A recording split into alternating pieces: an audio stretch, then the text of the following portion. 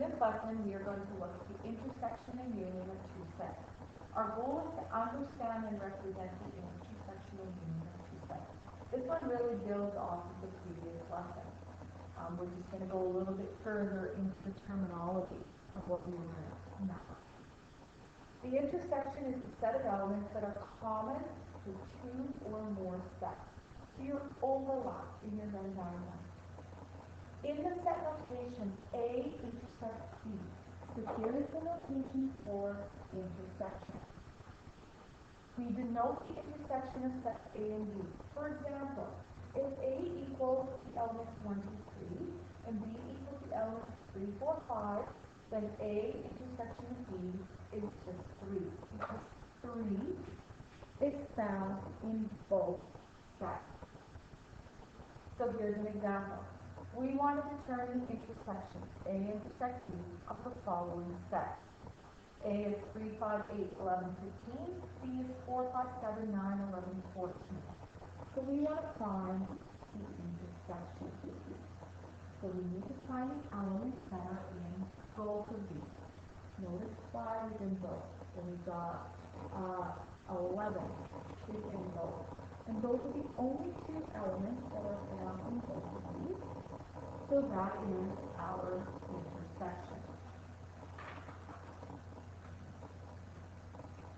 The union. The union is the set of all elements in two or more sets.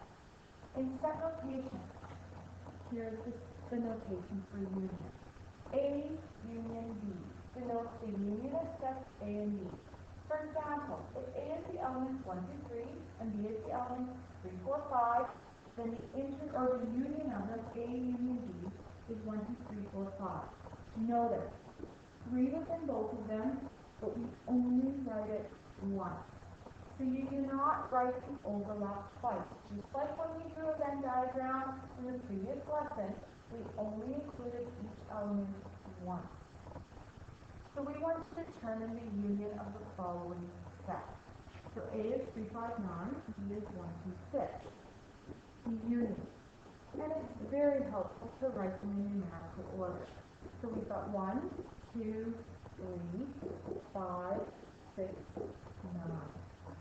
Those are all of the elements that were in either A or B, and so when we join them together, they form A union B.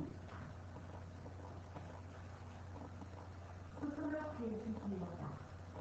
So in set notation, A intersects B is read as the intersection of A and B. Alright, so here's your symbol, as we said before, for intersection. It denotes the elements that are common to A and B, so we talked about that. They have to be in both overlapping regions in the Venn diagram. So it's this overlapping region. That's the intersection. We indicate it by the word and, because they are in set A and B. If we look at the union, this is read as the union of A and B. It denotes all elements that belong to at least one of A or B.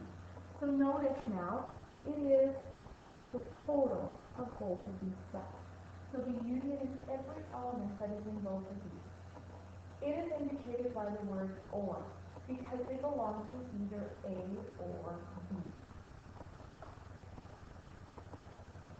We also have this A minus B. So that backslash there is read A minus B. So that's the set of elements that are in set A, but not in set B. So in each of these pictures, it's the red region. So in this first one, when B is a subset of A, so when B is totally inside of A minus B is just the red region. It would be everything that was left in A, but not in B. In the second diagram there, when they're disjoint, there is no common element. A is simply all of the elements that are in its set, because B has no part of it. There's no common element. And in the last one there, when they intersect, A would be all of the parts that do not include this overlapping region. So everything that's at A minus the part that overlaps with B. That's another type of notation which you need to be familiar with. We have what's called the principle of inclusion and exclusion. The number of elements in the union of two sets is equal to the sum of the elements of each set less the number that are in both sets. So what we're doing, if we want to find the number that are in the union of A and B, we can add the number that are in A plus the number that are in B, but then we have to remove their overlap, because we can only have that overlap once. And if we simply add A and B, then we've included them twice. So we need to remove the amounts that are in the overlap. So here's an example. If you draw a card at random from a standard deck of cards, you will draw a card for one of four suits. Club, spade, cards, or diamonds. And it shows you this. There are your 52 cards. So we want to describe the sets C, S, H, D, and U. So first of all, we'll describe the universal set. This is drawing a card from a deck of 52. So the universal set is drawing any of those cards. F is drawing a spade.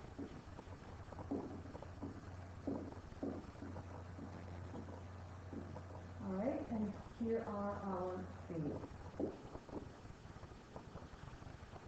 C is drawing a club.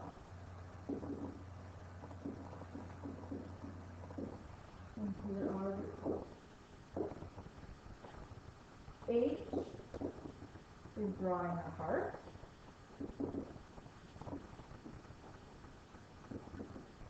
So here are our hearts. And then D is drawing a diamond.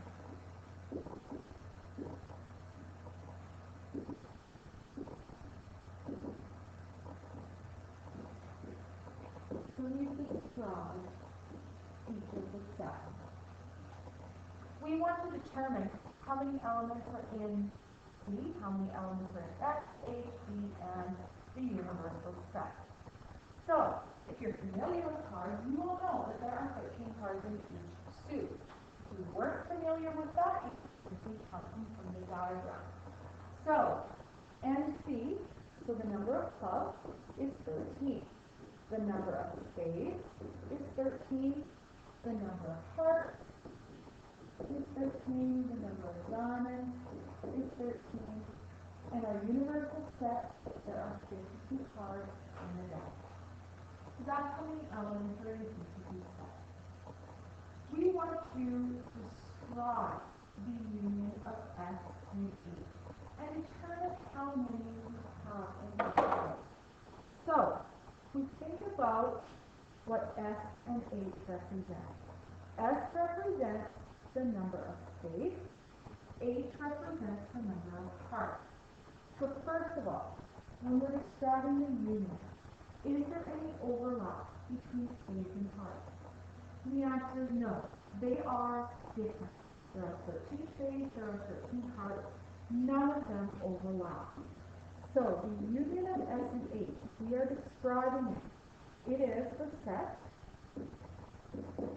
of 13 spades and 13 hearts. The number is, there were 13 spades and 13 hearts, so the number is 26. There are 26 elements in that set. Now I want you to describe the intersection of S and H. Well, we just talked about the fact that there was no overlap. So therefore there is no intersection. So, how do we indicate that? Remember, we have what's called the empty set. There is no intersection. These are mutually exclusive. So there would be no intersection here. So how many elements is there going to be? Well, if it's the empty set, there are no elements. There are 0 elements in your set. Determine whether the events that are described by sets S and H, so spades and hearts, are mutually exclusive and whether they are disjoint. Well, since the events are mutually exclusive, there was no intersection, they are also disjoint. Alright, so they are mutually exclusive and they are disjoint. There is no overlap. And now we want to describe the complement of the union of S and H. So, what would be the complement of spades and hearts? Got to be everything else in the universal set. So the complement of the union of spades and hearts is a set of cards that are not spades or hearts.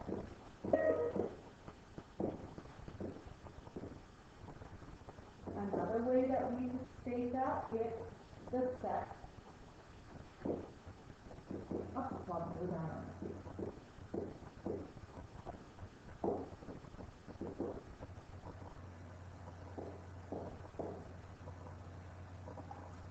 So what we have then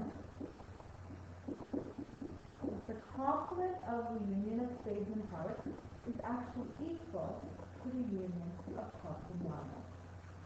That's all there is in the deck of cards. You have spades, hearts, clubs, and diamonds. Nothing else. So if you want the complement of spades and hearts, you get clubs and diamonds. So we just kind of, it's a good chance to review there a little bit about intersection, union, determining numbers of elements in the set. So let's look at this last example here.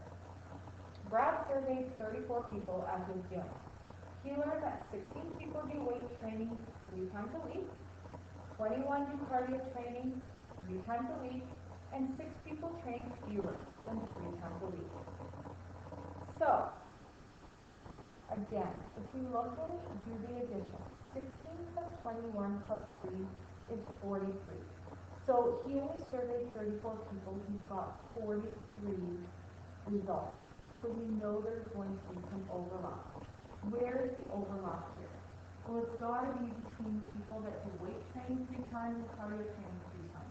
Because 6 people train fewer than 3 times a week. So they're not doing cardio or weight training.